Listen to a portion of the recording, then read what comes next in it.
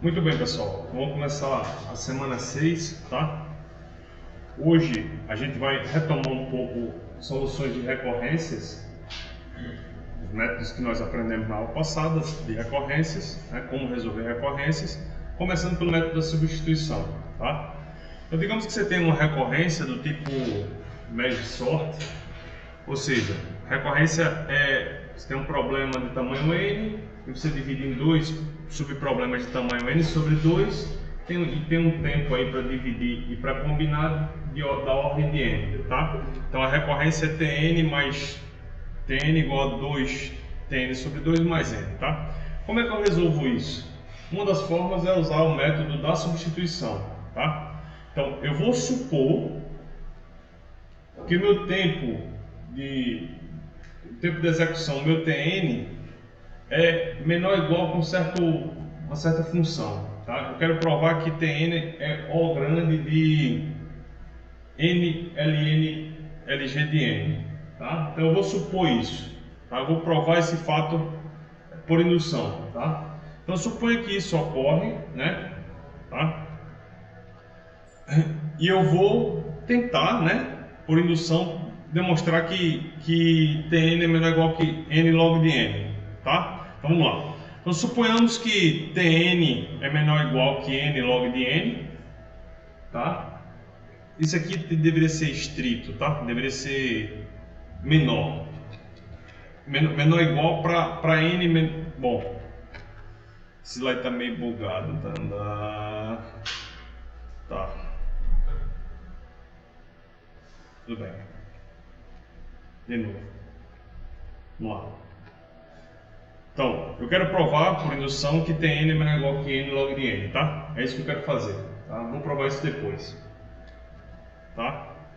Basicamente, isso vem de onde? Vem do fato de que quando eu substituo na equação Tn igual a 2Tn sobre 2 mais n, quando eu substituo n log de n, tá? O que acontece? Eu fico com Tn igual a 2 n sobre 2 log lg de n sobre 2 mais n, ok? Porque eu estou substituindo Tn por n Tn sobre 2, eu estou substituindo por n sobre 2 lg de n sobre 2, tá? Deveria ficar um menor igual aí, mas isso é o que eu quero. E aí eu vou separar essa equação, vou cancelar 2 com 2 aqui, ó. Esse 2 com esse 2 fica n. E eu fico com lg de n menos n lg de 2, tá? Bom, e aí eu ganhei o jogo porque lg de 2, né, igual a 1, cancela n com n, e eu tenho que Tn menor ou igual que n log de n, né? Então, a ideia é usar a indução. Isso é quase indução, não tá muito bem escrito aí, tá? Mas vai ficar escrito no próximo slide, tá? Então vamos usar indução para provar isso, tá? Usando o fato de que eu posso usar a recorrência para obter a propriedade que eu quero, que é Tn menor ou igual que n log de n. Muito bem. Primeiro, você sempre começa assim. Você faz um chute para Tn, tá? Então, em geral, se você quer fazer estimativa para Tn, você tem que separar os casos O grande e sigma grande. Tá? Mesmo que você queira fazer estimativa θ, que é a intersecção de O grande e sigma grande, você vai tratar os casos separadamente. Primeiro você faz a estimativa O grande para Tn e depois você faz estimativas ômega grande, tá? Então, como é que digamos que você quer provar que Tn é O grande de alguma função, tá? A gente vai provar isso por indução, né? Então, você fez o seu chute, por exemplo, Tn é menor ou igual que n log de n, e aí você tem que calcular, em geral você vai assumir isso multiplicando por uma constante, tá? E no meio do processo vai ficar claro que você tem que escolher essas constantes com certo cuidado. Então vamos para um exemplo, né? Vamos para Tn igual a 4 Tn sobre 2 mais n. Eu quero estimar essa recorrência aí, eu quero estimar quanto é que é Tn é O grande de Q, né? Então, primeiro, vamos assumir que T de 1 é θ de 1, tá? T de 1 é um constante, tá? Meu chute é que isso daí é O grande de N ao cubo, tá? Vamos lá. Bom, pode ser um chute ruim, não tem problema, vou provar que é O grande de N ao cubo, depois eu posso até tentar melhorar, tá bem? Começa com esse chute. Bom, e aí por indução eu vou assumir que para todo K menor que N, tá? Vale que T de K é menor ou igual que uma constante K ao cubo, tá bem? Então essa é a minha hipótese de indução. Eu tenho que provar que isso vale para N, né? Eu tenho que provar que Tn é menor ou igual que a mesma constante N ao cubo. Não é isso? Não é assim que você faz a indução? Perfeito. Bom, como é que você faz isso? Ora, Tn, lembra que é a recorrência. Tn é, pela definição da recorrência, é 4t de n sobre 2 mais n. Tá? Só que n sobre 2 é menor que n. Então eu posso usar a minha hipótese de indução. Concorda? Substituir t de n sobre 2 por c n sobre 2 ao cubo. Ok?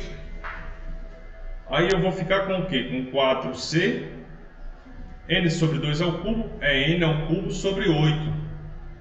Ok? De modo que aparece aqui, eu cancelo o 8 com o 4, aparece c sobre 2 n ao cubo.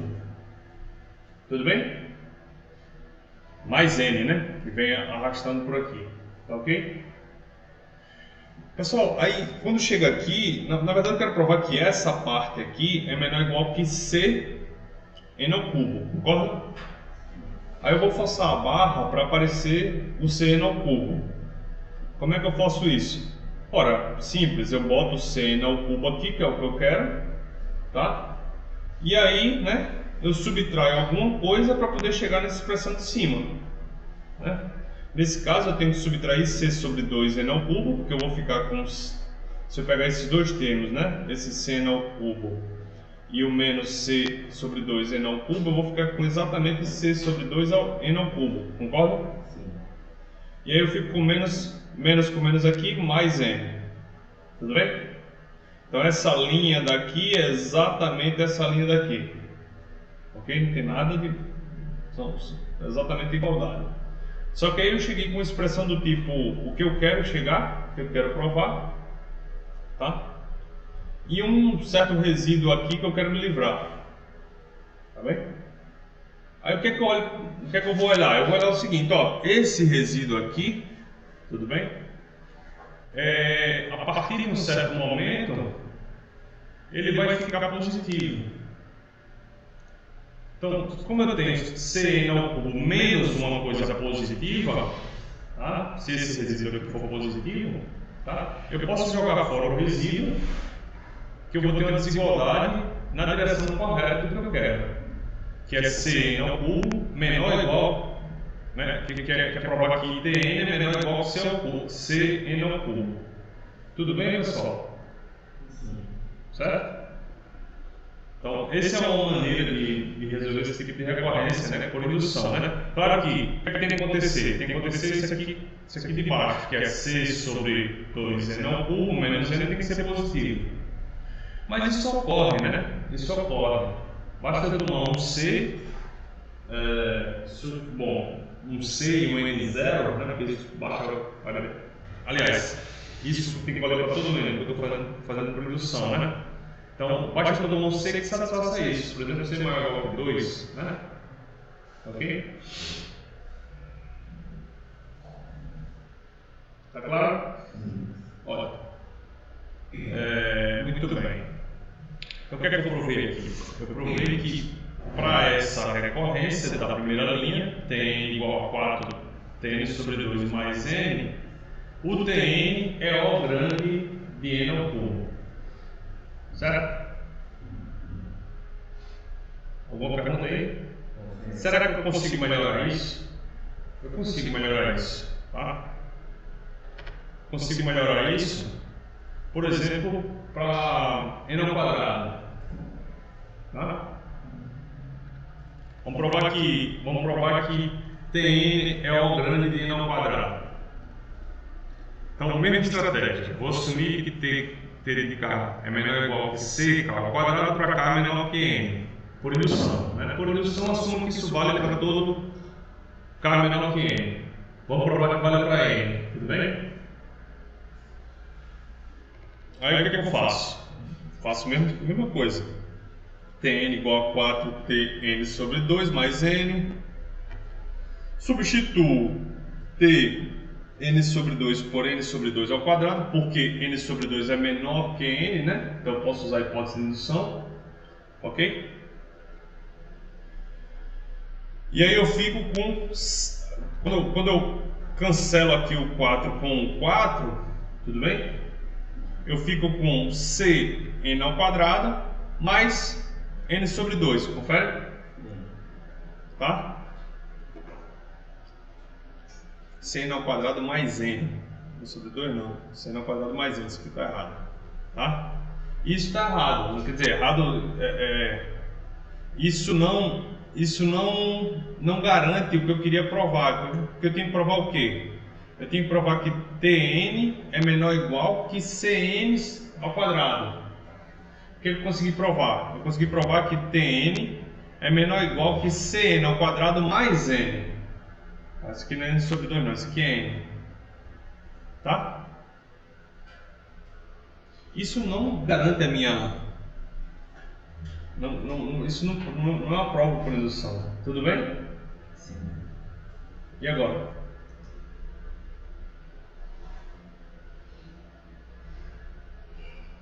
Provar por outro método. Provar por outro método, é uma boa, exatamente. Ou não é.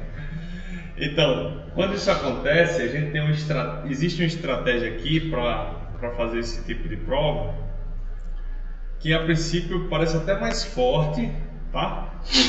E é de fato mais forte, mas funciona, tá?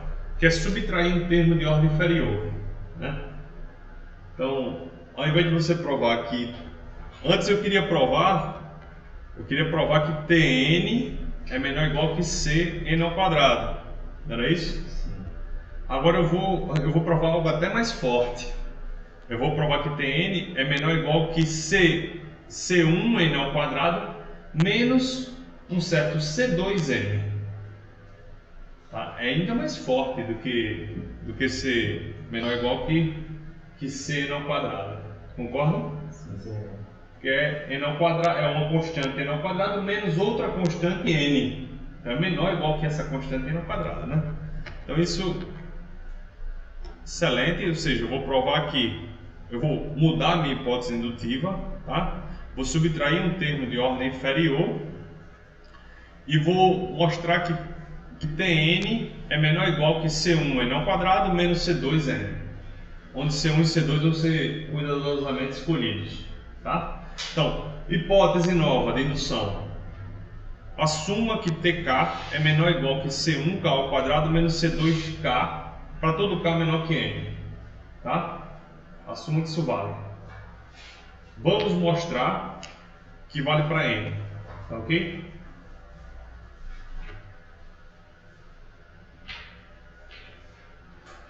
Prova. Quanto é que é Tn? É 4 Tn sobre 2 mais n. Tá? 4 Tn sobre 2 mais n. Agora eu posso usar a hipótese de indução em Tn sobre 2. Tn sobre 2 é menor ou igual, né? Aqui é menor ou igual que 4 C1n sobre 2 ao quadrado menos C2n sobre 2. Concordam? Sim. Só usei minha hipótese de indução aqui. Ok? Menor ou igual, né? Menor ou igual, aqui é menor ou igual. Infelizmente não dá para ficar corrigendo esses slides assim em tempo real, ao vivo, mas é menor ou igual aqui, tá? Mais n, né? Tudo bem, eu só fiz aplicar a minha hipótese de indução da primeira linha para a segunda. Usei a hipótese de indução com k igual a n sobre 2, tá? Da segunda para a terceira linha, eu simplesmente desenvolvo essa equação. Vai cancelar 4 com 4, vai ficar C1n ao quadrado menos, né? Menos 2C2N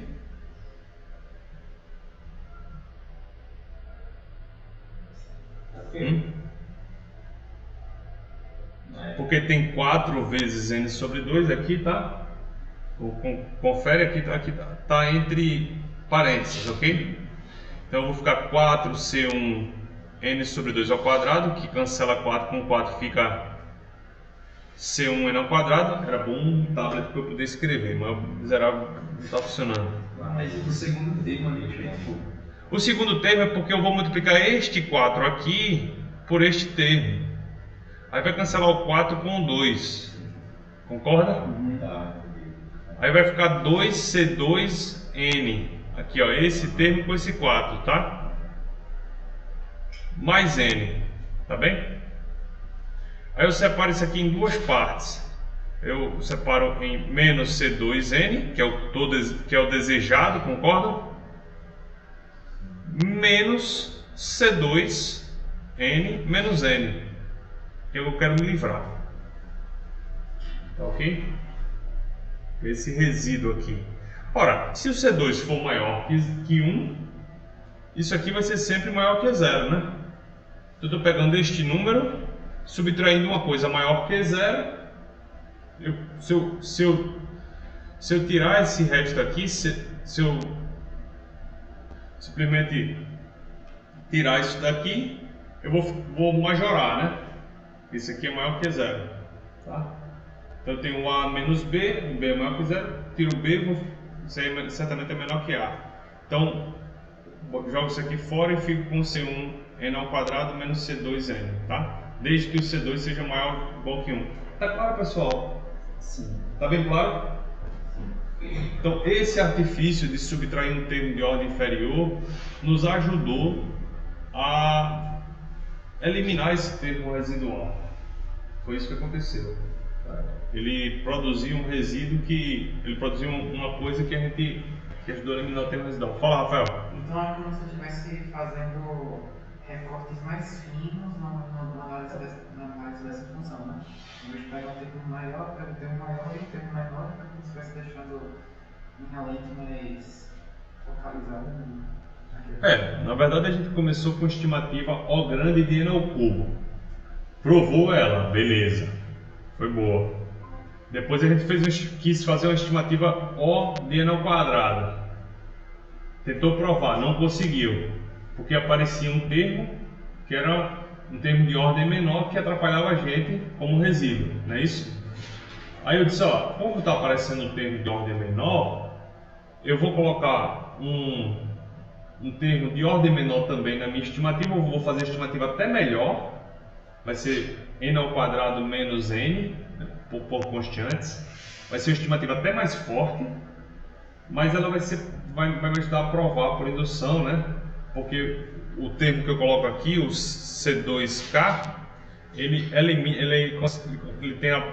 faz a proeza de eliminar esse termo N que aparece na recorrência, entendeu? Então esse é o truque, tá? Ok. Próximo método da árvore de recursão, tá? Então no método da árvore de recursão, que a gente viu no ano passado, o que a gente faz, né? A gente desenha uma árvore de recursão, Tn é a raiz da árvore, aí você tem dois subproblemas, né? Um para cada lado, de tamanho n sobre 2, então seu algoritmo vai executar Tn sobre 2 operações duas vezes, e depois você tem um custo de combinar isso que é da ordem de n, tá?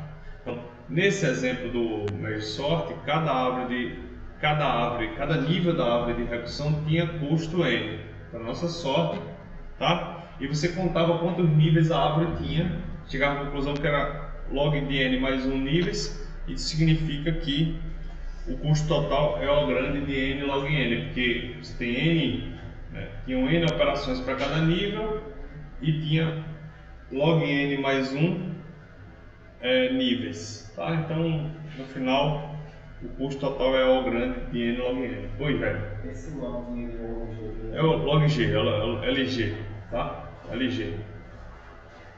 Tudo bem? Tá claro? Beleza. Então, em geral, o método da árvore de recursão, né, vai ser usado dessa maneira. Você vai escrever a árvore, vai contar quantas operações você faz em cada nível da árvore, vai estimar isso e depois vai somar tudo, tá?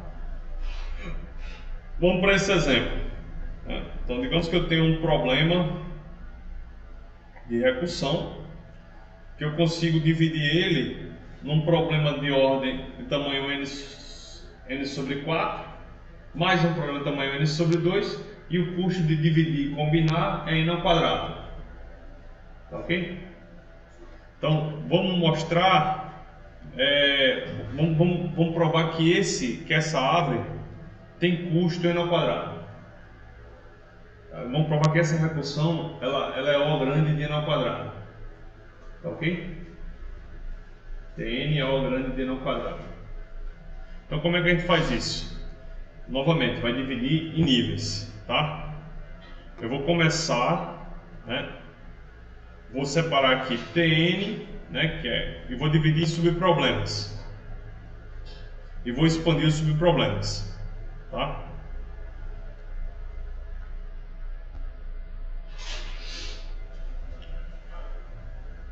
Vamos ver como é que se comporta aqui na árvore. Então, basicamente é isso. Eu começo com um problema com Tn, tá? E aqui eu tenho dois subproblemas. Bom, qual é o custo de combinar? N ao quadrado, combinar e dividir. Então eu substituo Tn por N ao quadrado. E aqui eu ficaria com Tn sobre 4 e aqui Tn sobre 2, concorda? E aí eu vou substituir o Tn sobre 4 pelo custo de combinar o problema do tamanho n sobre 4, que é n sobre 4 ao quadrado, ok? Tá claro? A mesma coisa para o Tn sobre 2. Vou substituir Tn sobre 2 pelo custo de combinar, dividir e combinar o problema de tamanho n sobre 2, que é n sobre 2 ao quadrado, ok? E repito isso, né? Por quê? Porque o problema de tamanho n sobre 4 vai ser dividido num problema de tamanho n sobre 16 mais um de tamanho n sobre 8, tá? A mesma coisa aqui, porque eu vou dividir n sobre 4 sobre 2, né? E esse aqui eu vou dividir um tamanho n sobre 2 dividido por 4, que é n sobre 8, e um de tamanho n sobre 4, ok? E aí sigo, vou calculando o custo de cada nível. O primeiro nível tem custo n ao quadrado. O segundo nível tem que custo?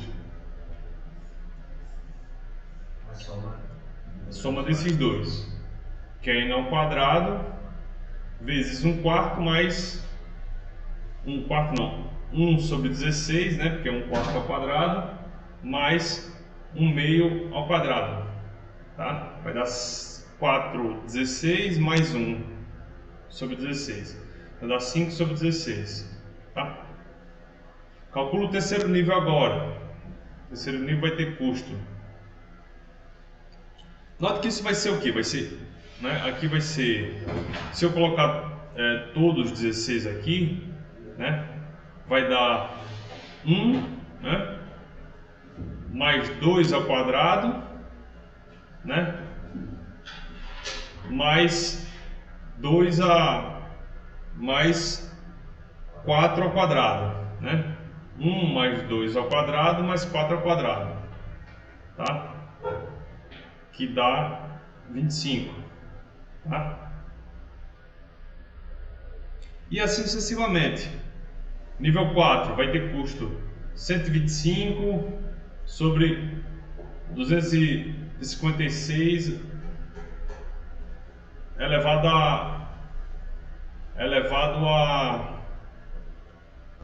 ao cubo. Ou seja, vai ser 5 sobre... Aliás, 256 vezes 16. Tá? Ou seja, 5 sobre 16 elevado ao cubo. Tá ok? Ou seja, o que está aparecendo aqui? Está aparecendo uma soma, tá, de uma PG de razão 5 sobre 16. Tá? O primeiro termo é 1, depois 5 sobre 16, depois 5 sobre 16 ao quadrado, 5 sobre 16 ao cubo e etc. Tá? Esse é o custo, a soma, né? É n ao quadrado vezes a soma de uma PG de razão 5 sobre 16. Tá? Quanto é que é isso? Ora, mesmo que eu não saiba quanto é exatamente, né? Isso aí é 1 sobre 1 menos 5 sobre 16, né?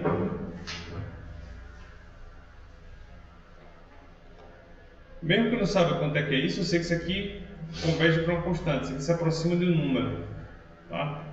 Que é 1 sobre 1 menos a razão. Oi? Dá quanto? 1 sobre 1 menos 5 sobre 16. Dá 16 menos 5, dá 11. 11 dá 16 sobre 11. 16 sobre 11. Tá? Como é? Aproximadamente isso mesmo. Tá claro isso aqui, pessoal? Porque isso... Oi, Rafael. Em cada nível, o custo de cada problema vai ter incluso o custo de combinar ele com os outros. Então, novamente, o que eu estou escrevendo aqui é só o custo de combinar. Só o custo de combinar ele. Combinar e dividir. Porque no fundo, o único custo que tem é combinar e dividir. Você aplica o algoritmo recursivo até você chegar no nível onde o custo é uma constante. Tá? Então o que você vai fazer? Combinar e dividir, combinar e dividir, combinar e dividir recursivamente. Então quando eu somo todos os custos de cada nível, o que eu obtenho é o custo total de executar o algoritmo. Tá? Por exemplo, quem é n ao quadrado? É o custo do primeiro. Oi? É o custo do primeiro problema antes de eu começar a dividir. É o custo de combinar e dividir o primeiro problema, assumindo que eu já resolvi o problema em tamanho n sobre 4 e n sobre 2. Tá? Esse custo eu não vou contar. Digamos que você resolveu o problema n sobre 4 e o problema n sobre 2. Aí eu vou consumir, eu vou combinar os dois para obter a solução do problema de tamanho n. Tá? Mas eu estou com a pendência que é daqui para baixo.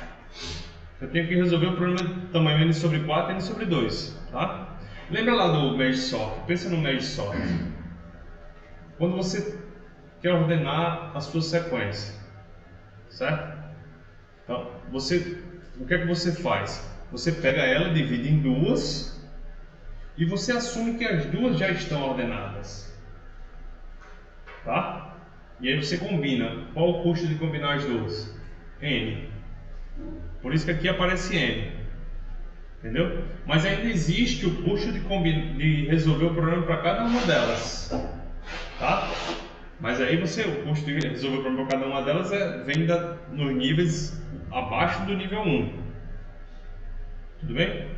Tá claro? É como se fosse substituindo a minha recorrência várias vezes, só que eu estou deixando ela gráfica calada. Exatamente, é como se eu estou fazendo exatamente isso. Eu estou substituindo a minha recorrência várias vezes, tá? Por exemplo, eu podia substituir uma vez só. Eu pararia no nível 2. E aqui eu colocaria t de n sobre 4 e t de n sobre 2. Tá? Seja lá o que isso representa. Não sei quanto é. Tá? Aí qual é o custo total do problema? É t de n sobre 4 mais t de n sobre 2 mais n ao quadrado. Tá? Deixa eu tentar escrever alguma coisa. Hoje eu estou meio aleijado porque não tenho como escrever por conta desse tablet maldito. Deixa eu tentar explicar isso aqui. Entendeu? Poderia substituir aqui, deixa eu ver se isso deleta, não deleta, tudo bem, mas eu risco. Então eu troco isso aqui e esse aqui, eu boto aqui Tn sobre 4 no lugar desse, entendeu? E aqui eu boto Tn sobre 2, por exemplo, tá? Qual é o custo de resolver um problema de tamanho n? Tn sobre 4. Tn sobre 4 mais Tn sobre 2 mais o custo de combinar, que é esse aqui. Combinar e dividir. Inclui os dois, certo? Aí você pergunta, quanto é que é Tn sobre 4? Eu disse, eu não tenho nem ideia. Eu preciso andar um pouco mais abaixo, para baixo na árvore, para saber quanto é que é Tn sobre 4. Aí eu substituo de novo. Aí nesse momento eu vou trocar Tn sobre 4 por T de n sobre 16 mais T de n sobre 8. E tem um custo de combinar aqui que é n sobre 4 ao quadrado. Vou combinar e dividir. A mesma coisa para esse lado, tá ok? Tá claro, pessoal? Beleza. Voltemos.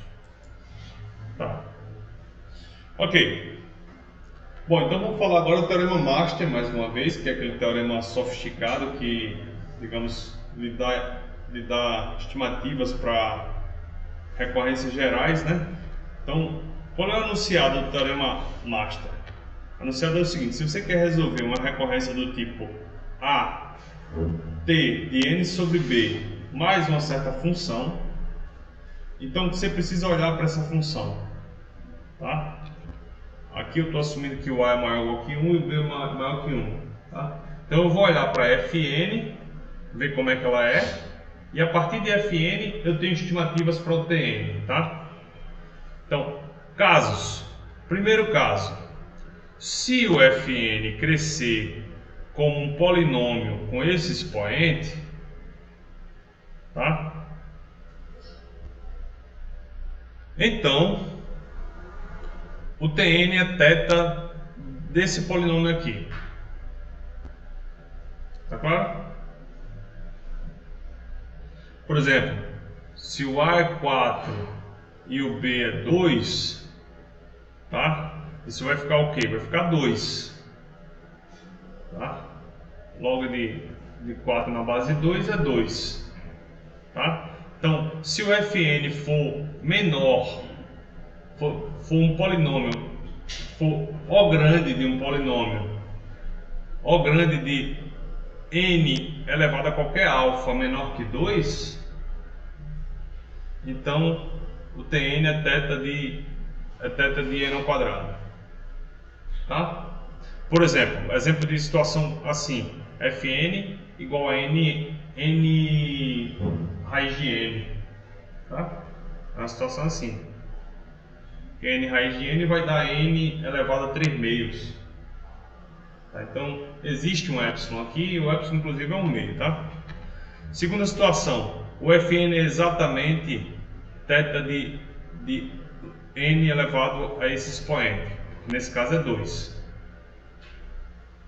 Então o Tn vai ser vai ser um polinômio, né? Vai ser θ do polinômio, desse polinômio do f mais ln. E finalmente o Fn cresce pelo menos como isso, e aí quem manda é o Fn. Tá? Se o Fn crescer pelo menos como isso, pode crescer mais rápido. Então Tn é θ de Fn, que é quem manda na história. Tá? Por exemplo, essa recorrência, quem é o A? 2. Quem é o B? 2. Quem é o expoente que aparece ali no teorema Master? 1. Que log de 2 na base 2 é 1. Tá? O Fn aqui é n. O Fn cresce como o quê? Qual o caso que você está aqui? Você está no caso 1, 2 ou 3? 2. Porque Fn é exatamente θ de n. Porque é n, né? Então acabou. Significa que o Tn é θ de n log de n. Tá? Ok. Vamos falar mais agora de algoritmo de dividir para conquistar. Eu vou falar do primeiro, a gente faz uma pausa e retoma, tá? Primeiro, vamos falar de potência de um número. Como é que calcula a potência de um número usando dividir para conquistar?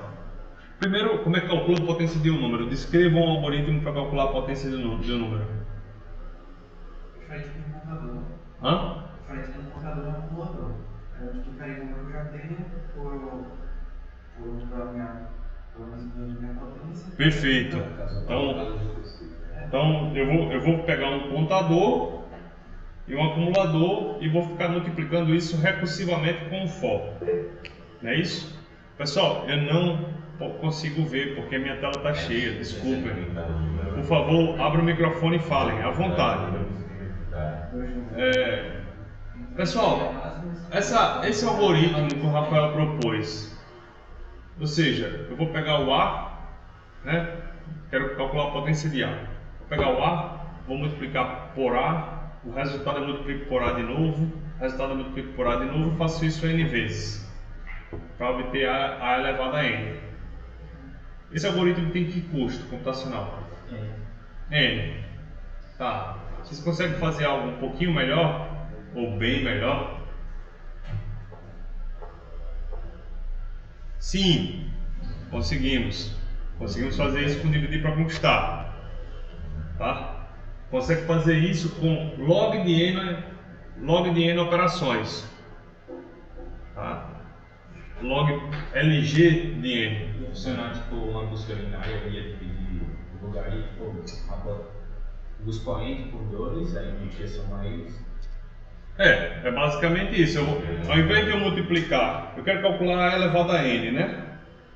Ao invés de eu calcular a elevado a n, eu vou dividir o problema de calcular a elevado a n em dois problemas de tamanho n sobre 2, que é calcular a elevado a n sobre 2.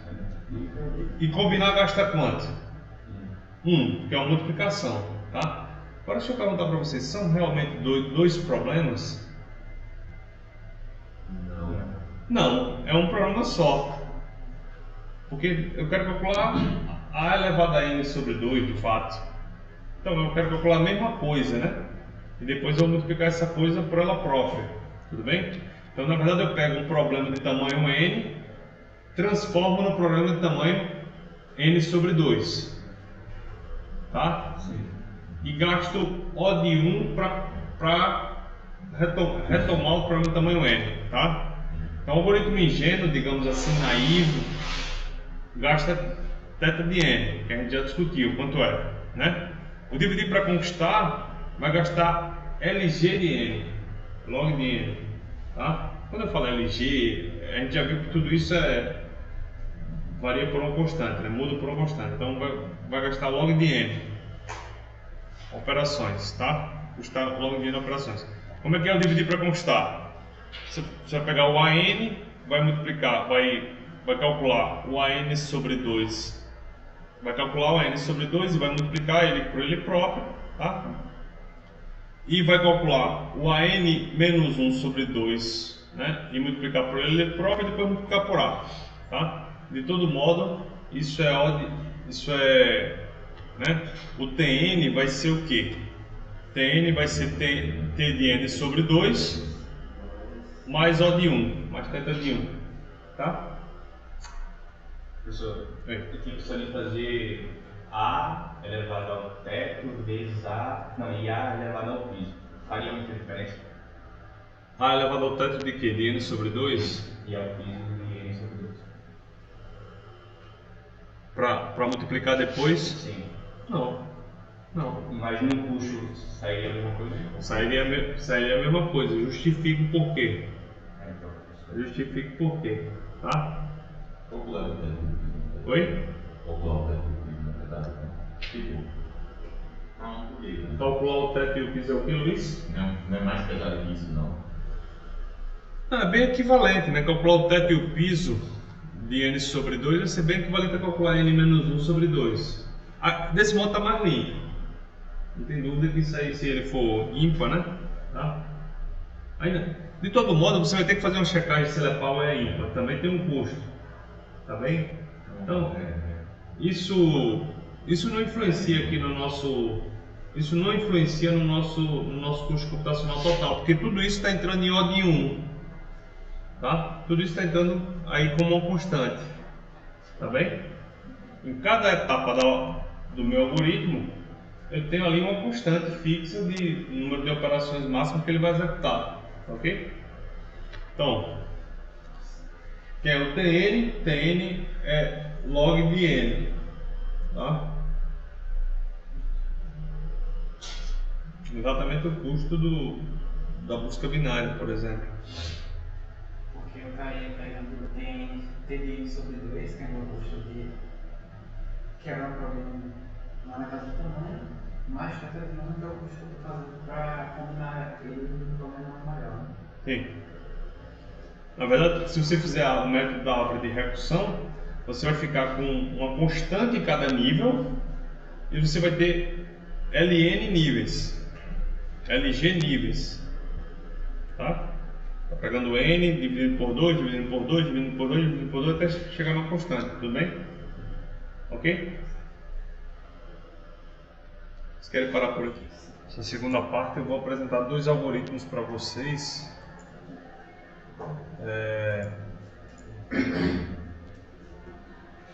Um deles é o algoritmo que permite você achar qual é a sublista que tem uma soma máxima entre uma lista de números. Eita, que massa. Desculpa, alguém falou alguma coisa? Isso é massa, isso é legal, gostei. Tá. Então, esse é o primeiro. E o segundo é o algoritmo de Strassen para multiplicação de matrizes. Tá? Então vamos lá. Então, são dois. O que a gente está fazendo agora são exemplos de algoritmos do tipo dividir para conquistar. Tá? Então, o primeiro é esse: sublista com soma máxima.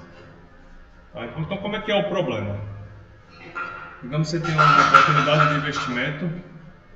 Então você quer investir na SFIC, Academia para Bots, onde quem malha é o robô. Então, digamos que você tem ações da SFIC para comprar, tá? E você obviamente quer fazer dinheiro, quer lucrar, então você vai comprar e vender, tá bem? Então você pode comprar uma unidade de ação para simplificar em algum momento. E claro que você só pode vender em um momento posterior a essa ação, tá? Digamos que você compra sempre no início do pregão e vende sempre no final do pregão, tá? Do dia. Então, você compra sempre no início, o primeiro preço do dia, então é um preço que só interessa o preço do começo do dia, na verdade, tá?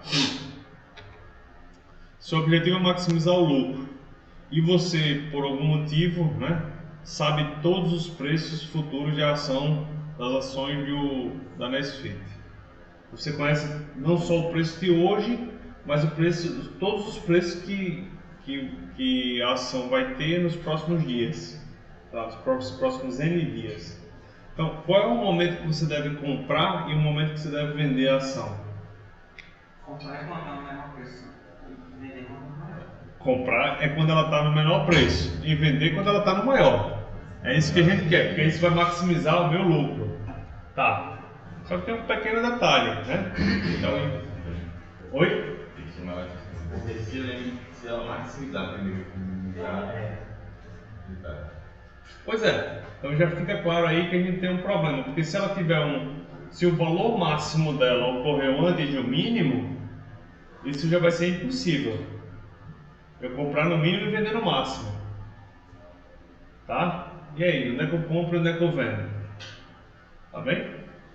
Tá claro o problema, pessoal? Pode não ser possível comprar no preço mais baixo e vender no mais alto. Exatamente por isso, porque o preço mais alto pode vir antes do mais baixo. Tá bem? Como é que se maximiza o lucro sobre essas condições? Então, qualquer algoritmo que eu estou aceitando que permita fazer isso. Como é que vocês programariam uma maneira de buscar o melhor, onde comprar e onde vender?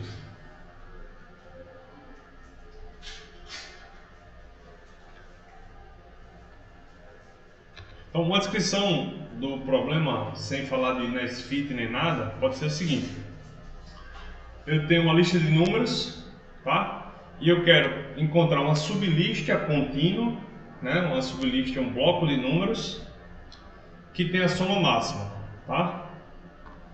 Por exemplo, eu tenho essa lista aqui. Se todos os meus números são positivos, não tem graça o problema. Porque eu pego o primeiro e depois, né, note que o que eu estou descrevendo aqui não é o preço da ação, é o quanto ela variou de um dia para o outro, tá? É isso que importa, quanto ela variou do dia para o outro. Por exemplo, aqui ela caiu R$2, aqui ela subiu R$1 e assim por diante.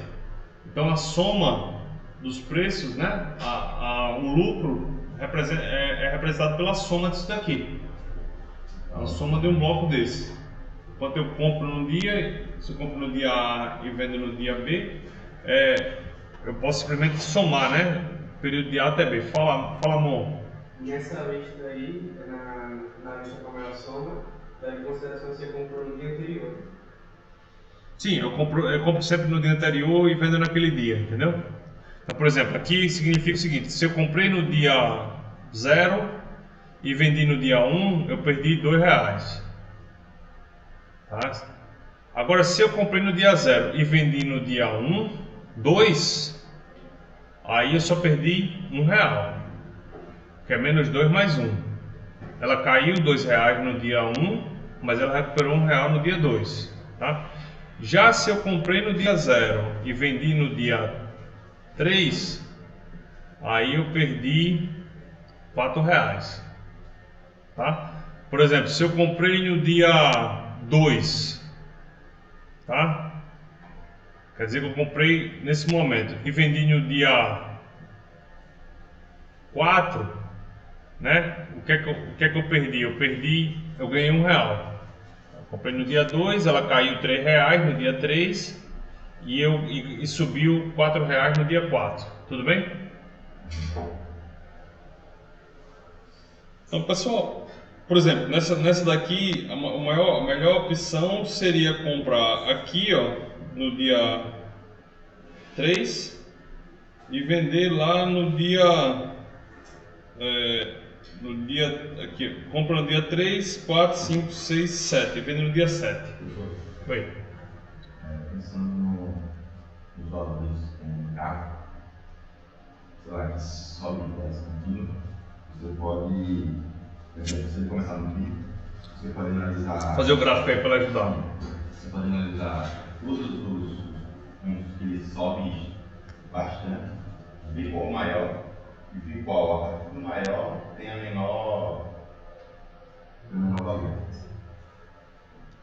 Como é? Você deve analisar todo o gráfico de subida, né? Não é interessante para você analisar o gráfico se ele toca o valor, se não tem nenhuma baixa antes. Você tem que comprar barato, você tem que ver o que vai comprar. Então, a partir da primeira descida, você olha todos os valores que aumentou.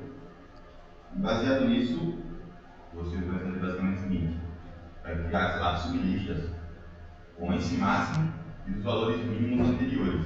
Tipo, sei lá, ali no 4, em cima do 4, a gente tem um pico, né? E a única baixa que a gente tem é ali no 3 e no 1. Tudo bem. Então, você vai calcular essa diferença e vai guardar. Para esse, você vai adicionar um valor nesse. Então o que você está me dizendo? Você está dizendo o seguinte, ó, eu vou pegar esse primeiro momento e vou olhar os pontos de máximo posteriores, é isso? Não, eu vou pegar o ponto de máximo, todos os pontos de máximo, mas dado um ponto de máximo, eu vou olhar os pontos mínimos anteriores. Eu vou calcular a diferença. Eu vou guardar esse valor para aquele ponto máximo. Eu pego o ponto de máximo e olho os mínimos anteriores. Por exemplo, esse aqui, tá, esse e todos os outros, né? A gente não viu o cursor. Oi? A gente não viu o cursor. Não viu o cursor? Não. Oh, que pena. Pior ainda, né? Tá, então deixa eu mudar aqui minha visualização. Ok. Aqui para cima. Agora eu consigo riscar no meu tablet. Maravilha. Então tá aqui. Tá dizendo, ó, vou pegar esse ponto de máximo e vou olhar os mínimos anteriores. Esse aqui, por exemplo, né? Esse aqui, ok? Não seria um ponto de máximo, seria um pico. Por exemplo, quando ele sobe acima da área. Tudo bem. Então, X. esse aqui, Isso. tá? E vou analisando os anteriores. Anteriores. Tá? Tipicamente, quantas análises eu vou ter que fazer? Quantas operações eu vou ter que fazer?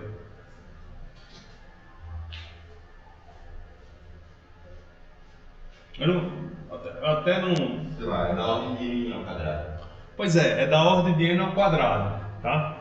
Então eu gostei do seu algoritmo, só que ele tem um custo computacional, me parece, da ordem do seguinte algoritmo, que é o chamado força bruta. Eu sorteio dois números, eu seleciono dois números. Quantos números eu tenho? Quantos pares de números eu tenho? Se eu for selecionar entre N números, dois números, de quantas formas eu posso fazer isso? Hã? N escolhe 2. Tá? Então eu tenho esse número de pares de números, A e B, né? E aí isso aqui é da ordem de... Isso aqui é a ordem ao quadrado também, entendeu? Eu poderia pegar todos os pares possíveis, né? Sei lá, T1, T2 e calcular quanto é que eu fico se eu comprar em T1 e vender em T2. Entendeu? Isso é O de N ao quadrado. Essa é a solução. A solução bruta. Porque eu estou propondo analisar todas as possibilidades. Que é O de N ao quadrado, concorda? Acho que o seu algoritmo também é O de N ao quadrado. Você está pegando um e está buscando os atrás. Oi? Tá. Eu vou apresentar um que é N log de N. E existe um que é só N. Vou apresentar um que é N log de N. E existe um que é da ordem de N. Que é θ de N. O que eu vou apresentar é θ de N log N. Primeiro você pode provar que ele é O de N log de N. Tá? Deixa eu voltar aqui. Primeiro, está claro o problema, pessoal? Sim. Tá? Eu tenho aí esses N números, tá? E eu quero encontrar a maior sublista, quero encontrar a sublista, né? O pedacinho contínuo ali, que tem a maior soma, tá?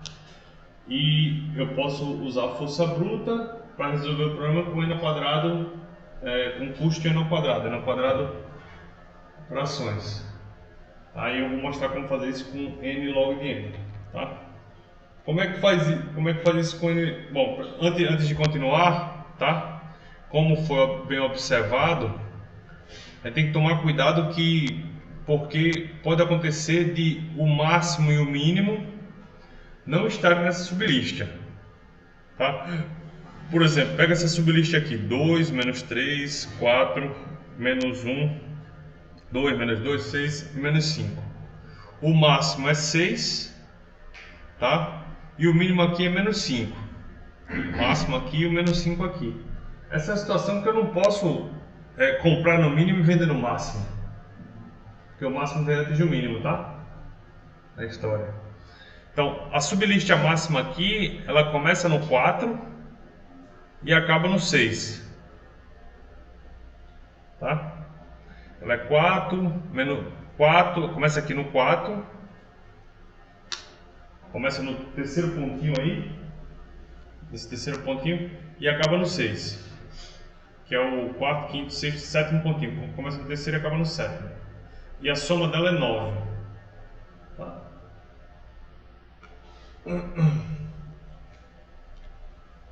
Então tem que tomar cuidado nem sempre o máximo vai entrar nessa sublista, nem sempre o mínimo vai entrar nessa sublista, tá? Então, qual é a ideia? Dividir o problema em subproblemas menores, tá?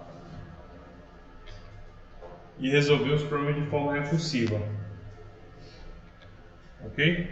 E depois combinar soluções para resolver o problema original. Professor, Oi? se eu trabalho, né? Oi? Você travou a câmera.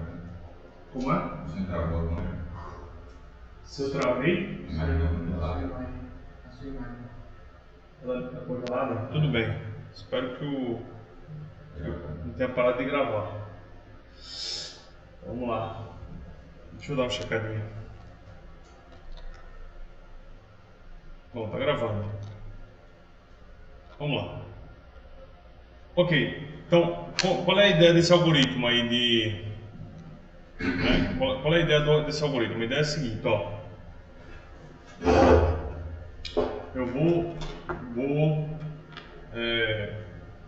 Eu quero encontrar a sublista máxima, tá? Então eu começo.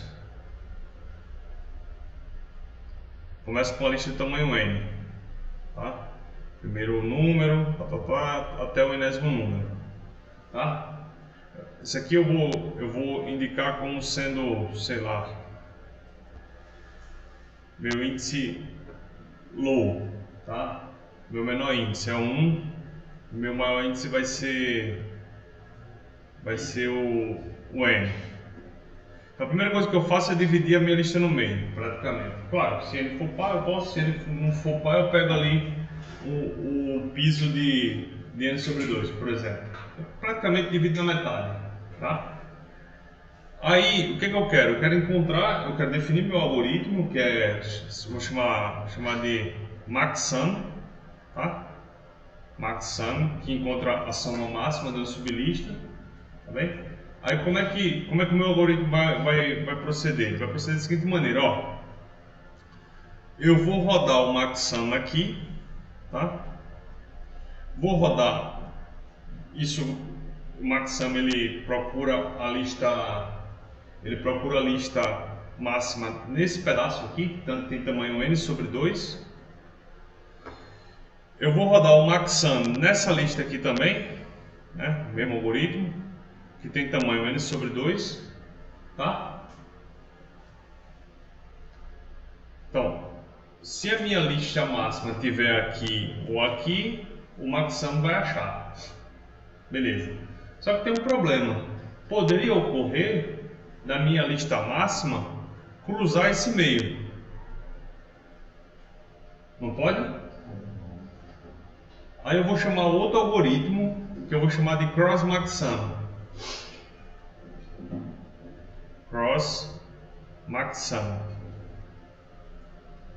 E o que é que esse novo algoritmo faz? Ele procura a partir do meio a lista máxima. Tá? Tudo bem? Ou seja, ele fixa o meio, tá? Ele fixa o ponto médio e vai ampliando a busca da lista máxima, movendo essas extremidades. Tá?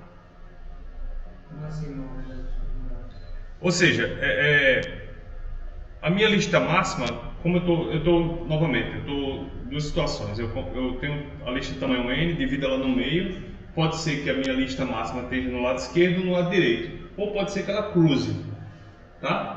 Se ela cruzar, eu sei que ela vai conter o ponto médio. Isso é informação muito boa. Por quê? Porque se eu sei que a lista máxima contém o ponto médio, o que é que eu tenho que fazer para encontrar a lista máxima? Eu tenho que ir aumentando isso daqui e calculando a diferença. Não é isso? Ou seja, eu pego esse ponto aqui, movimento para o lado de cá, para calcular a diferença, né? Se está aumentando ou diminuindo, e vendo se ela aumentou. Se ela aumentou, eu aceito ela. Se ela diminuiu, eu fico com o anterior. Fala, Luiz. Isso não vai ser mais pesado do que ele, não. Porque ele vai tendo para cá, mas se ele vinha também um pouco mais para cá, ao invés de ir para a extremidade, ele poderia pegar uma... Calma aí, deixa eu explicar novamente isso aqui, tá? Então, eu tenho dois algoritmos aqui em questão, tá? O maxSum, que eu quero definir recursivamente, e o cross maxSum.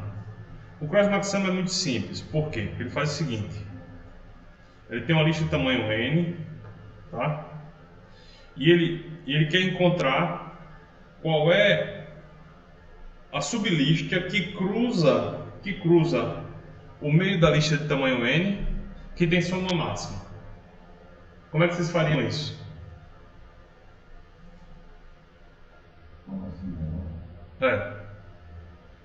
Porque assim, ele pode ir aumentando, mas se ele aumentar um pra cá e vir pra cá, você pode ainda estar passando no meio, mas não é necessariamente o meio que você está aumentando depois, ele pode estar diminuindo conforme você aumenta. Então vamos lá, vou te explicar como é que a gente faz isso. A gente faz o seguinte, a gente começa com n sobre 2. Tá? Começa com n sobre 2 e eu vejo o valor da minha lista para o n sobre 2.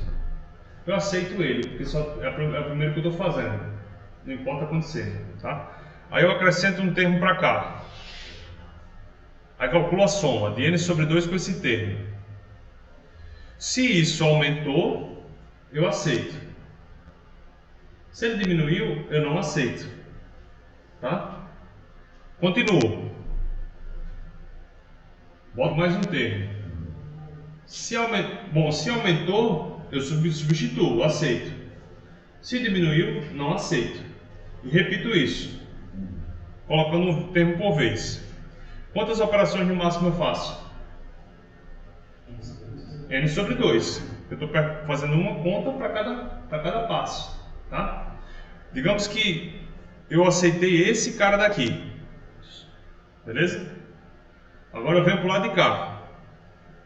Boto mais um cara. Faço o mesmo processo. Isso aqui parou. Mas aí eu analiso. Quando eu coloquei esse cara, aumentou ou diminuiu a soma? Aumentou. Aceito. Diminuiu. Não aceito. Tá? E venho colocando um termo por vez. Tá? Até que um certo momento, né? Eu percorri toda a lista. Né? Quantas operações eu fiz para o lado de cá? No máximo N sobre 2. Tá? Na verdade eu fiz N sobre 2 porque eu tenho que percorrer tudo para garantir que eu vou ter a lista máxima. Tá? Mas então no total quantas operações eu fiz com esse cross max sum? N. Ficou claro quem é o cross max sum, pessoal? Como é que eu defino ele? Eu sempre fixo o meio e vou andando uma casa por vez, um elemento da lista por vez, vendo se minha soma aumentou ou não. Se ela aumentou, eu substituo o meu limite, meu extremo. Se ela diminuiu, eu continuo. Diminuiu ou se manteve, né? Eu continuo. Até percorrer a lista toda. Então o cross max sum ele faz o quê? Ele encontra a sublista, né, que tem soma máxima, mas que contém também o ponto do meio. Ok? Tá claro isso? Sim. E ele faz isso em que tempo? N. Beleza? Então o meu algoritmo maxsum, ele vai ser, agora de volta para o maxsum.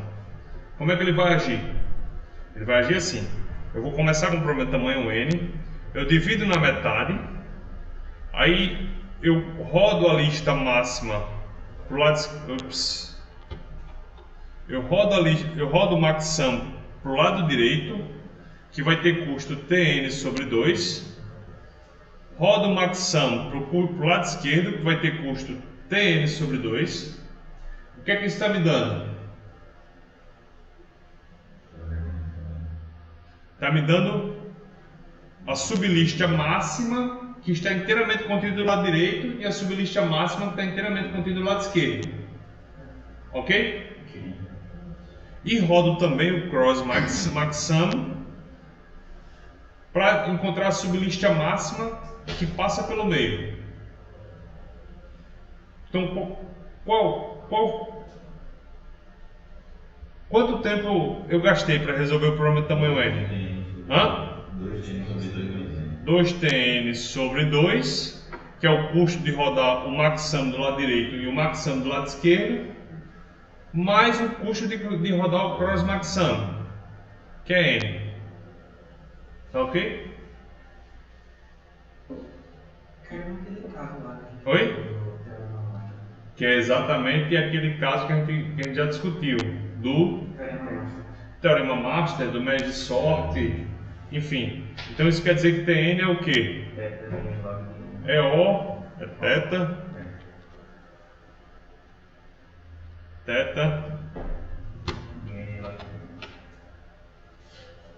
θ de n log de n. Tudo bem? Dúvidas aí? Dúvidas?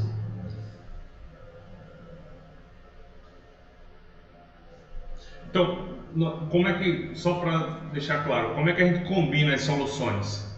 A gente encontra 3 problemas, na verdade.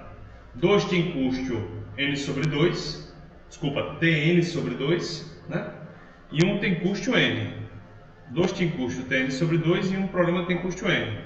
Esse aqui foi usando o Maxam mesmo, esse aqui foi usando o Cross Maxam, tá? E como é que eu combino eles? Combino eles comparando qual das 3 listas é a maior soma, né? Comparo qual das 3 listas tem a maior soma e aceito a que tem a maior soma, tá? Ok, vamos para de volta. Então esse é o pseudocódigo desse algoritmo. Então, de novo, como é que começa?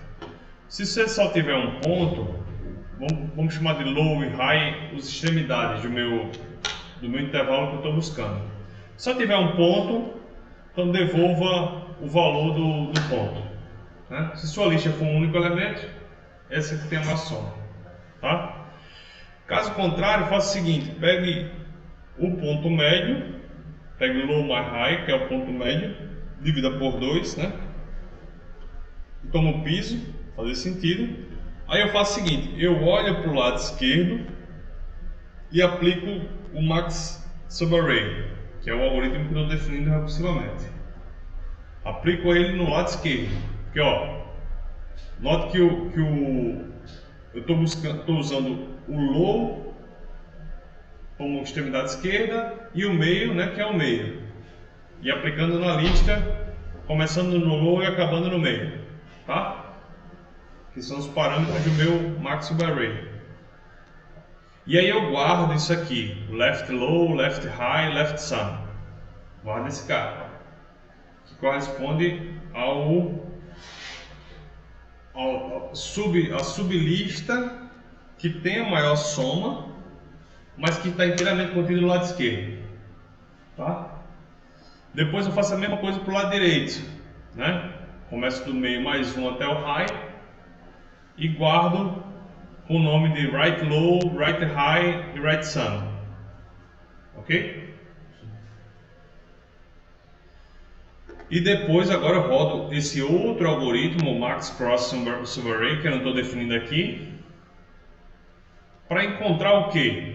Encontrar qual é a maior sublista que passa pelo meio. Note que ele tem um parâmetro a mais, esse algoritmo. Então a sublista tem que passar pelo meio, né? E vai estar limitado entre o low e o high, ok? Então ele vai estar contido entre o low e o high e vai passar pelo meio, tudo bem? E aí eu guardo isso e chamando de cross low, cross high, cross sum. E depois eu faço uma comparação, né? Isso aqui, tá bem?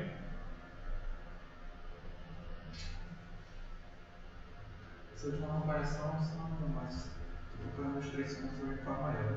Estou comparando os 3 para ver qual é a maior. Isso aqui é O de 1, teta de 1.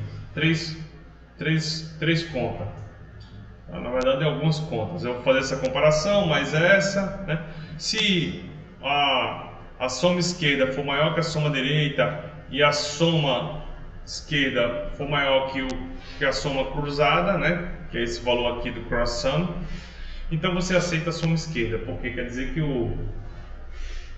a sua sublista está do lado esquerdo. Tudo bem? A mesma coisa para o lado direito e a mesma coisa para o meio, tá?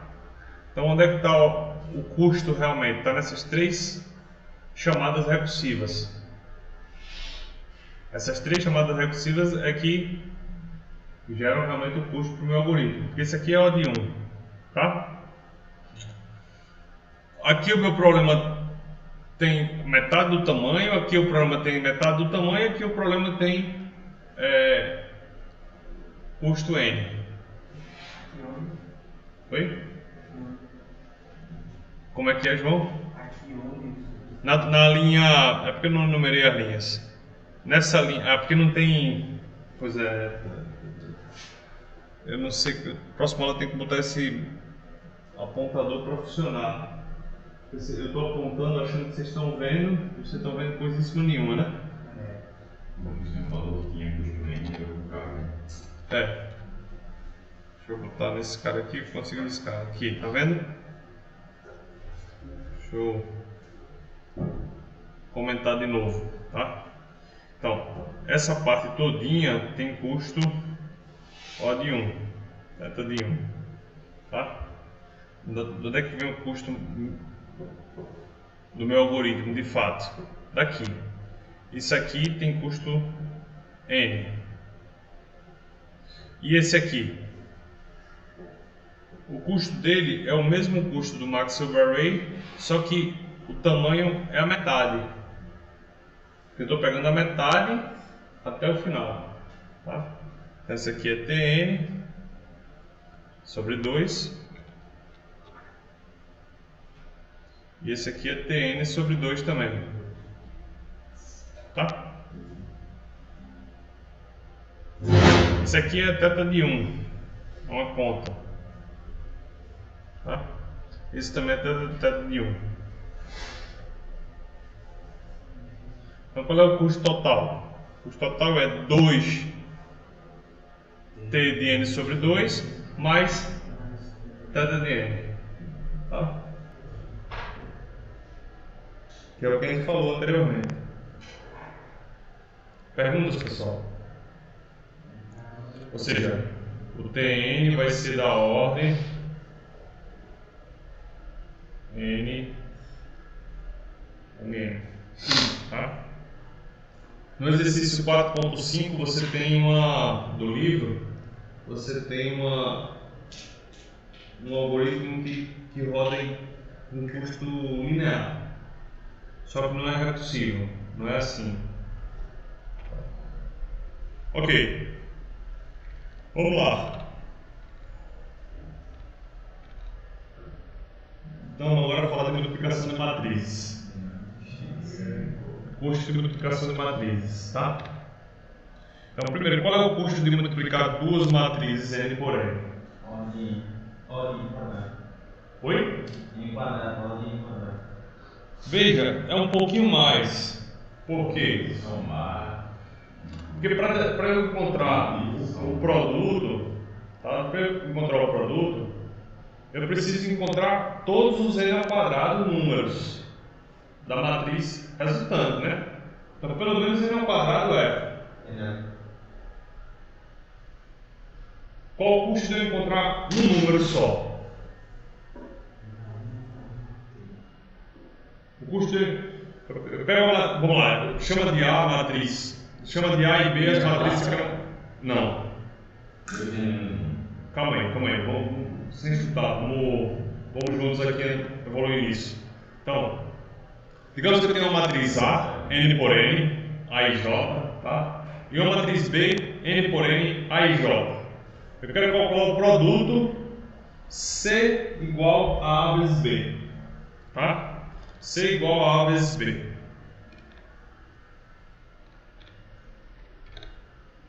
Tá? Então, eu tenho uma matriz A e J, matriz B, B e J. Estou querendo calcular o produto C igual a A vezes B, ok? Então, qual o custo de eu encontrar um C e J específico?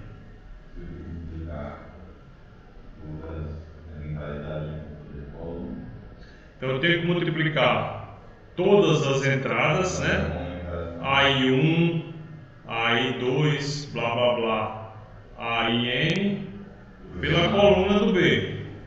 B, 1, B, 2, 1, blá blá blá, B, aliás, 2J, BN e J, não é isso? Eu faço esse produto. Esse por esse, né? Sai outra cor. Tá? Esse vezes esse vezes esse, e por aí vai até esse vezes esse, né? Quantas produtos são? N. Quantas somas são? N menos 2, sei lá, enfim. De modo que eu tenho θ de n operações para encontrar um C. Um CJ, um só. Quantos CJs eu tenho que encontrar? N ao quadrado. Então no total são quantas operações? N ao cubo, porque para cada um eu tenho N operações, eu tenho N ao quadrado de 6 para encontrar. Então eu tenho θ de N ao cubo. Tá? Muito bem. Eu quero discutir como a gente melhora esse algoritmo. Tá? Como melhorar esse algoritmo. É um algoritmo muito importante, usado o tempo inteiro para várias tarefas. Então é muito importante melhorar esse algoritmo. Então a maneira de fazer isso, né, antes de melhorar o algoritmo, eu vou mostrar que é possível melhorar isso, ao invés de ser da ordem de n ao cubo, a gente vai conseguir da ordem de n elevado a 2,81. Tá? Vai ficar claro porque é 2,81. Tá? Eu vou, né? Então estou só repassando, né? Para calcular o elemento CI, aquilo que eu falei, para calcular o elemento CI J da matriz, a gente precisa de n multiplicações, como a gente tem n por n elementos, o total de multiplicações é n ao cubo, né? N ao cubo, tá? Então o custo computacional é θ de n ao cubo. E isso é muito ruim para matrizes muito grandes, tá? Então, esse é o pseudocódigo desse algoritmo que eu estou chamando de naive, ingênuo, que é fazer na raça mesmo. Ok? Ou seja, é o que você esperaria. Tá? Inclusive o pseudocódigo está para matrizes de tamanho arbitrário. Né? Isso aqui bom, nesse caso aqui a gente chama tudo de N. N e N. Tá? Você pode adaptar para qualquer tamanho. Ok. Vamos, antes de discutir o algoritmo que otimiza esse processo, vamos fazer a mesma coisa com a abordagem de dividir para conquistar. Tá? Como é que é a abordagem de dividir para conquistar? É o seguinte, eu vou começar com duas matrizes, A e B, de tamanho N, para evitar problemas de técnicos. Pode assumir que N é igual a 2 elevado a K, tá? Para simplificar a sua vida e a minha vida. Então vamos assumir que N é 2 elevado a K. Então, o que eu faço para encontrar a multiplicação? Eu pego a matriz A e divido em 4 matrizes 2 por 2. Tá? Faço aqui uma divisão, né? 2 por 2 não, n sobre 2 por n sobre 2. Tá? Minha matriz tem são 4 matrizes. A minha matriz A é subdividida em 4 matrizes de tamanho n sobre 2 por n sobre 2. Tá? Cada bloquinho desse tem tamanho n sobre 2 por n sobre 2. Tanto do A quanto do B. Tá? Então quanto é que fica... Quem é o produto C de A vezes B?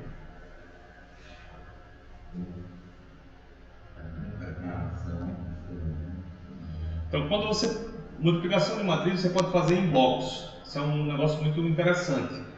A gente pode calcular a multiplicação, tá? De modo parecido com a própria multiplicação de matrizes usando números, tá? Então, os elementos C acabam virando... Deixa eu escrever aqui embaixo.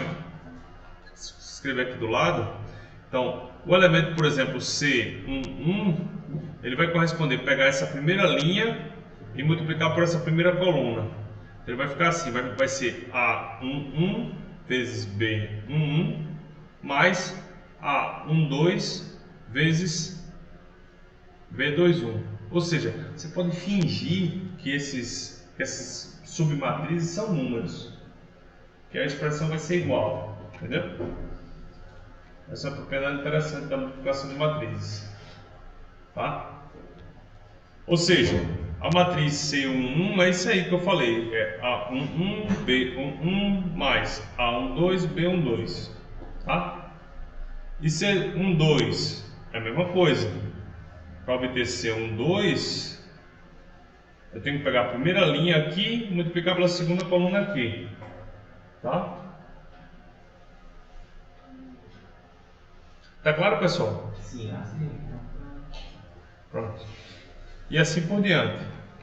Então, quantas operações eu faço aqui para calcular os 6?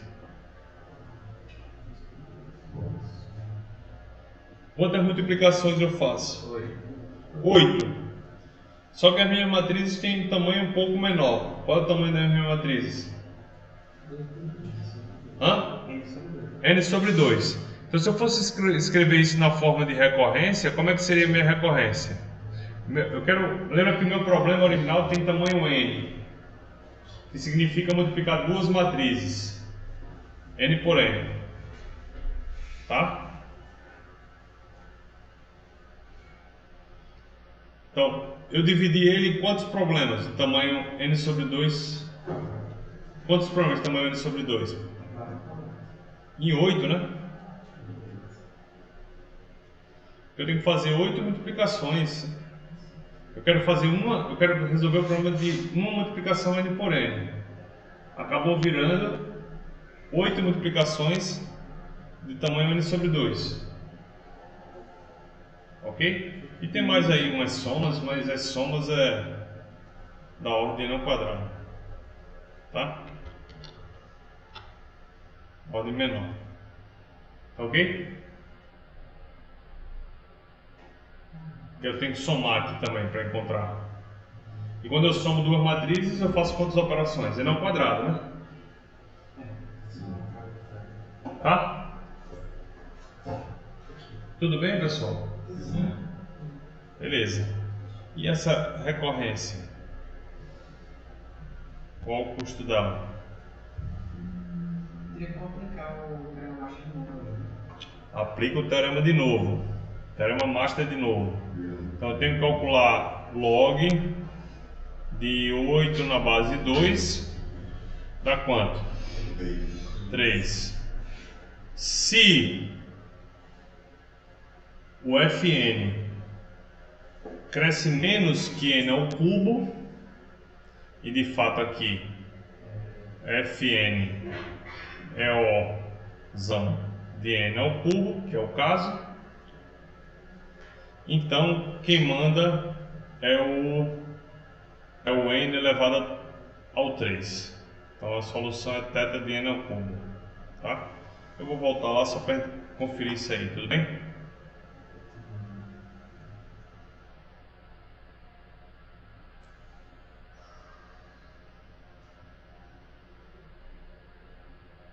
Aqui.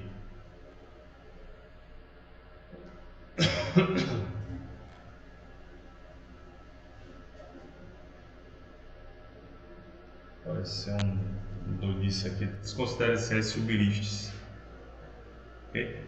Então, aqui meu problema é ter n igual a 8tn sobre 2 mais n ao quadrado. Então, meu Fn é n ao quadrado.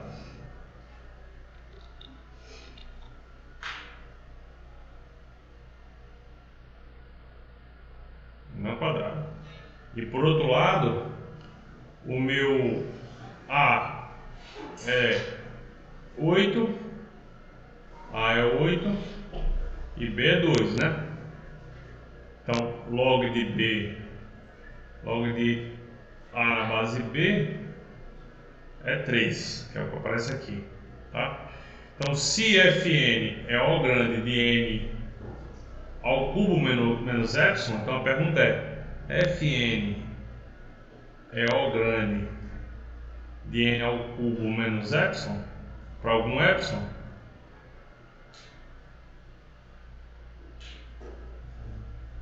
Sim, é. Porque N ao quadrado é O grande de N elevado a qualquer coisa maior que 2. Inclusive a 2, né? Eu posso pegar epsilon menor que 1/2 ou qualquer coisa pequena. tá? E pronto. Sim, então isso significa que Tn é θ de n ao cubo. Então esse algoritmo de dividir para conquistar, ele não ajuda em nada, ele é bonito, mas não ajuda em nada. É tão rápido quanto o algoritmo força bruta. Tá? Mas ele prepara o terreno para uma coisa interessante. Então ele prepara o terreno para um algoritmo que serve para alguma coisa, que é o Strassen. Tá? O Strassen, tá? Ele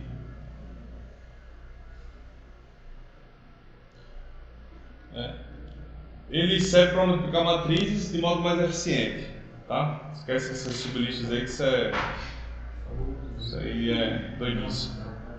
Foi alguma substituição que eu fiz. Então, o Strassen é um algoritmo para multiplicação de matrizes que, na hora de eu multiplicar uma matriz, duas matrizes 2 por 2, com o algoritmo normal, eu faço 8 multiplicações. Tá? Com o Strassen eu faço 7. E essa é a multiplicação? Essa é a multiplicação. Aí é a mágica do algoritmo. Como é que eu consigo fazer a multiplicação de algoritmo de duas matrizes 2 por 2 com 7 contas só, né? Tá? Bom, tira essas sublistas aí que... Então, como é que ele faz? Ele divide a matriz A e B em 4 submatrizes cada com o algoritmo de dividir para conquistar. Então, ele é um algoritmo de dividir para conquistar. Ele começa com a matriz n por n, divide em duas matrizes, em 4 matrizes n sobre 2 por n sobre 2, tá? E aí vem a grande sacada.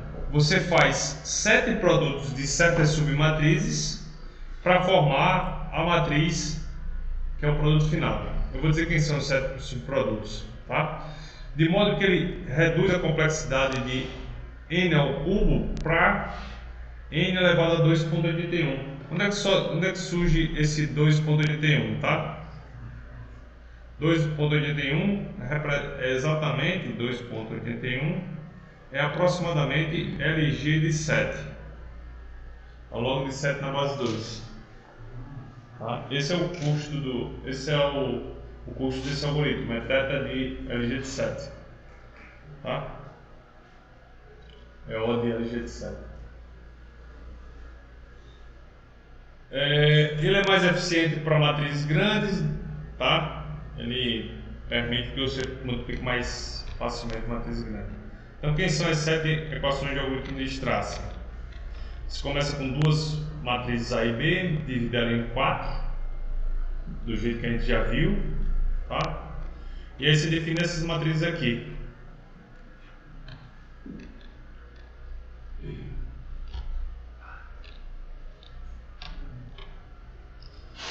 Assim, é meio fantástico e incrível que isso funcione, mas funciona, tá? Então veja, primeiro, quem é C11? Essa soma, tá? C12, essa soma. C21, essa soma, tá? E o C22 não apareceu aqui. Tá? O C22 não apareceu aqui. Bom, mas também é expresso como funções de P1 e P2, tá? P1, P2, P3 até P7.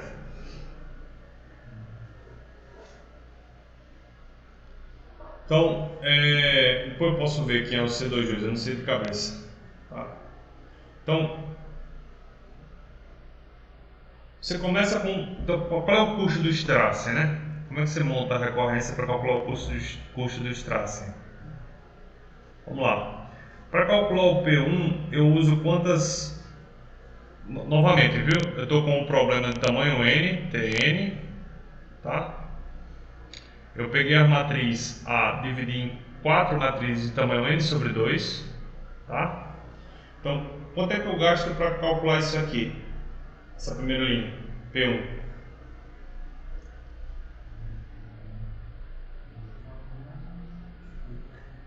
Eu tenho uma matriz de tamanho n sobre 2, né? Que é o A1.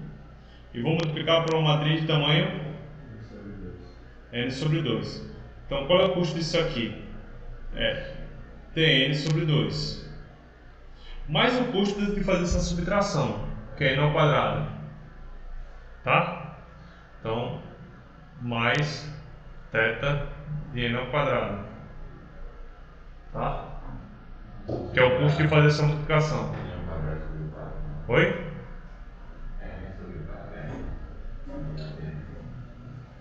N ao quadrado sobre 4. Tá bem? Só que eu vou fazer isso aqui para cada linha dessa eu tenho exatamente o mesmo custo. Tá? 1, 2, 3, 4, 5, 6, 7 vezes. Então o custo total aqui do Tn é 7 vezes isso, mais um θ de n ao quadrado, que é uma constante vezes n ao quadrado, tá? Tudo bem?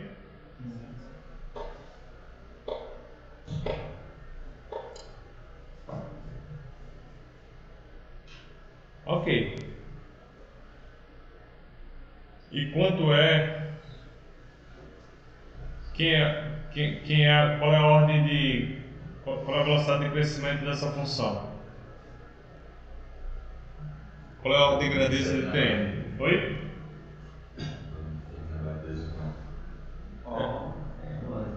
É Lg de 7 na base 2. É 2,81. Exatamente. Tá? Isso vem do teorema Master.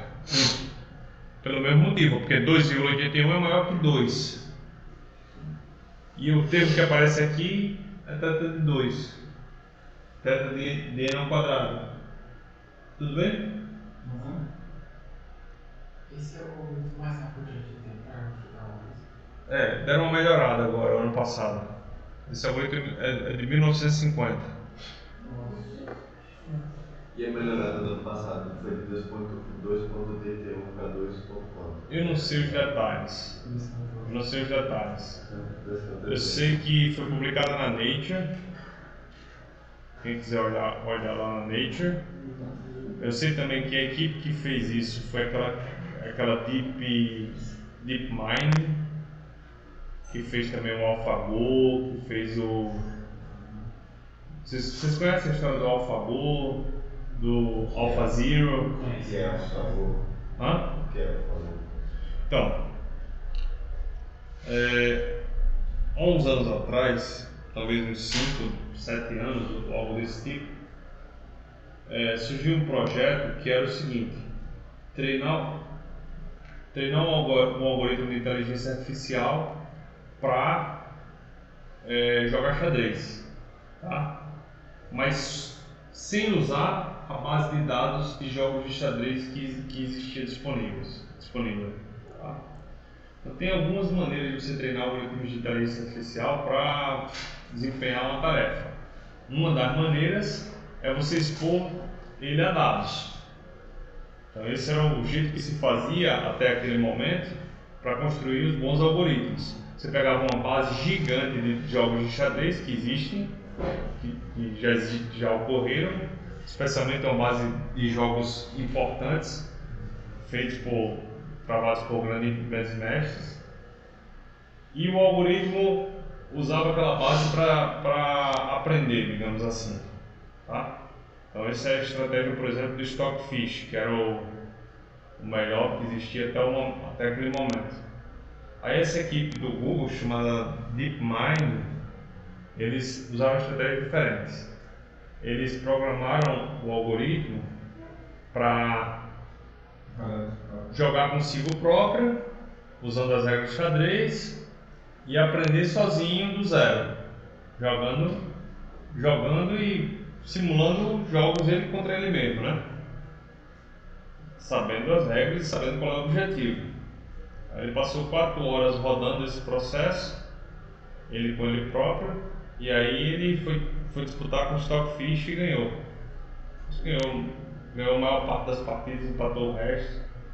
Ele entrou no estado da arte, por isso que o projeto se chama Alpha Zero, porque começa do zero. Aí depois ele fez a mesma coisa pro jogo Go, que é mais complicado, aquele jogo chinês. Aquele das bolinhas pra você. Exato, que é um jogo mais complicado que xadrez. Ele também aprendeu do zero a jogar Go. Então, o que eles fizeram na Nature foi encontrar novas equações para multiplicar matrizes usando essa estratégia do Strassen. Como é que você descobre que disso daqui dá para chegar nisso daqui? É complexo, sabe? É complexo. Como é que essas equações elas derivam os 6, entendeu? Isso é complexo. E o que esse pessoal fez foi treinar um algoritmo para procurar essas equações. Aí ele encontrou, eu acho que uns 70 equações, algo em torno de 70 equações. Depois olhem lá a notícia na Nature. Vocês podem procurar na Nature o artigo original ou podem procurar na Quanta. A Quanta da revista é excelente de divulgação matemática. Tá. Mas foi assim um avanço fenomenal. Não necessariamente essas coisas são usadas na prática, porque pode ser que quando você fala que Tn é θ de n elevado a alfa, uma potência alfa menor que 2,81, de repente a constante que está entrando aqui, a constante C1 e a constante C2 que aparecem aqui, elas são gigantescas. O que inviabiliza o uso prático do algoritmo, entendeu? Não estou dizendo que é o caso desse, eu não sei, eu não vi. Mas estou dizendo que nem sempre um algoritmo de tamanho que roda com θ de n ao quadrado ganha de um algoritmo que roda com θ de n ao cubo. Vocês tinham lembrado do problema 1 da lista? Que depende do intervalo, né? Depende da constante, depende do n0. Assintoticamente ganha, mas para fins práticos pode não ser interessante, entendeu? Tá bom? Pode ser que o n0 que ele começa a ganhar seja muito grande, e às vezes isso acontece mesmo. Tá bom, vamos parar por aqui.